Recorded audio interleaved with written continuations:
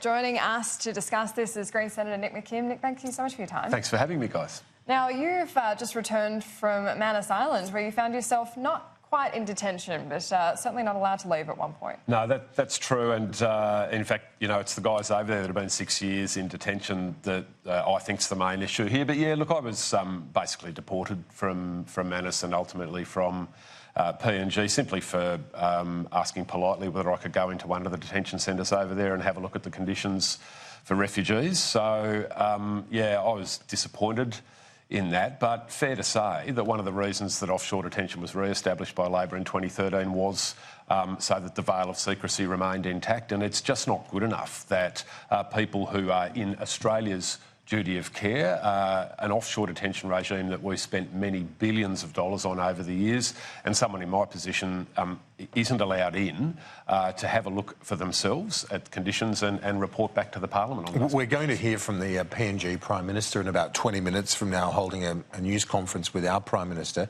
The leader, Marape, is in town. I mean, you weren't allowed into the facility, but did you get a sense that the PNG authorities are losing patience as well? Well, certainly from the PM's public comments, it's clear that he has a much stronger view on this than the previous Prime Minister, and he's made it very clear that he expects Scott Morrison to set a deadline for people to be out of Manus Island and out of Papua New Guinea. Now, that puts the pressure on Scott Morrison here, and particularly puts the pressure on him to accept the very kind and generous offer from New Zealand to resettle refugees from Manus Island and Nauru in New Zealand. It's a clear and obvious way forward, and we just simply cannot keep warehousing innocent people indefinitely in conditions that are particularly at the moment causing significant mental health issues. The government's shown no signs of wanting to step back from this policy, really, and Labor's been in lockstep with them as well, saying that they support boat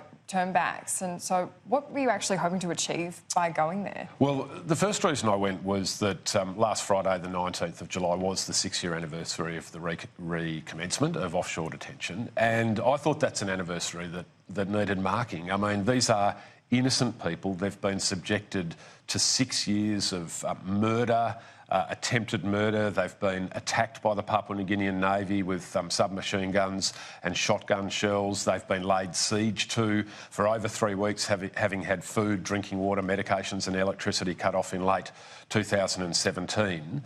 It's been a dark and bloody chapter in Australia's story. It's time that it was drawn to a close, and my one takeout from my most recent trip is, despite all those deprivations, after so long, things are worse now for the refugees on Manus than they have ever been. But you didn't actually get into the centres to have a look? No, but they're effectively in open detention, so refugees can come out. So I spoke to a number of refugees, some in Port Moresby and some on Manus Island. But I want to be clear, most of the refugees simply lie on their beds all day. How many are there that remain on Manus? I think there are fewer on Manus Island than the government is admitting. On current numbers, I believe there's less than 150 left on Manus Island, and there is somewhere between 250 and 300 in Port Moresby. Some of those in Port Moresby are being staged there ahead of being resettled in the US, a relatively small number, but still. You say that it's the worst, it's worse now than ever, but this brings us to the Medivac legislation, which the government is seeking to repeal. Wouldn't that legislation, if it was working, mean that in itself would be an improvement? Well, for some, it has certainly been an improvement, because there has been a number of people successfully transferred to Australia for medical treatment under the Medivac legislation. So for those people, certainly the situation has improved, and they are now, as was designed by Medivac, they are getting the treatment that doctors say they need. And remember, that's all that Medivac does. It puts decisions over the healthcare that desperately ill people are getting in the hands of doctors, where it should be, and it took it out of the hands of politicians, where it never should have been in the first place. It does give the government quite a right to intervene if they think that it is being abused as a kind of a backdoor option. So it does seem like they did strike quite a good balance with the legislation that was put forward. Absolutely it has, and it does give the government certain powers when people have an adverse security assessment from intelligence services. So we think the balance was the best that the Parliament could achieve at the time. That's now been referred off to a Senate committee for an inquiry with a reporting date in October, and I look forward to that inquiry because I have no doubt that the evidence will show that that legislation has actually saved lives. And do you feel that the numbers are still there to keep it in place? Because obviously much will come down to the position of Jackie Lambie on this. Will. Yes, I think Senator Lambie is probably the crucial vote on this, and I've had some conversations with her about this. I won't go into any detail about those, but my understanding is that she's still considering her position on this, so I think it's important that we give her time to do that. And I hope that she either participates in or closely follows the Senate inquiry, because, as I said, I have no doubt the evidence will show that we've saved lives. On the foreign exclusion laws, the Labor Party is obviously not ruling it out. The Greens, feel that this is a step too far. Why is that, given if these are foreign fighters, why would we want to expedite their return?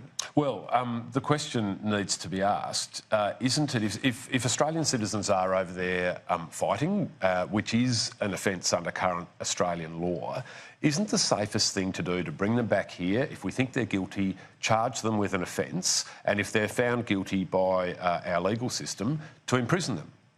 Now, that seems to me the safest way to approach this, rather than leave them roaming around overseas to do whatever terrible things they're doing overseas. And remember, this legislation can apply to children as young as 14 years old. So you've got a situation where Peter Dutton's trying to set himself up as judge and jury here, and a very dangerous precedent. Just because you have an adverse report from ASIO, suddenly that means you are found guilty and punished by being prevented from coming back to Australia with no independent oversight, no independent process, and ultimately this legislation undermines the rule of law.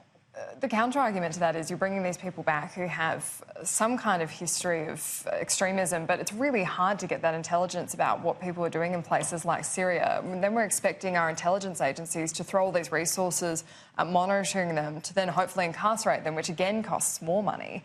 Is it not better commercially and just for public safety to keep these people out of the country when you have the opportunity? Well, I think the imperative of respecting the rule of law should triumph over every other argument here, and particularly as we are dealing in, or will be dealing in some cases, with children. Now, if a child of, say, 14 or 15 years old has been radicalised, presumably by his or her parents, we need to bring that child back to Australia so that we can engage with that child and work to de-radicalise them, rather than leaving them overseas in danger under the authority of parents who have presumably radicalised them in the first place. So we do think this law goes too far. It undermines the rule of law, and ultimately it's counterproductive in terms of ensuring a safer world.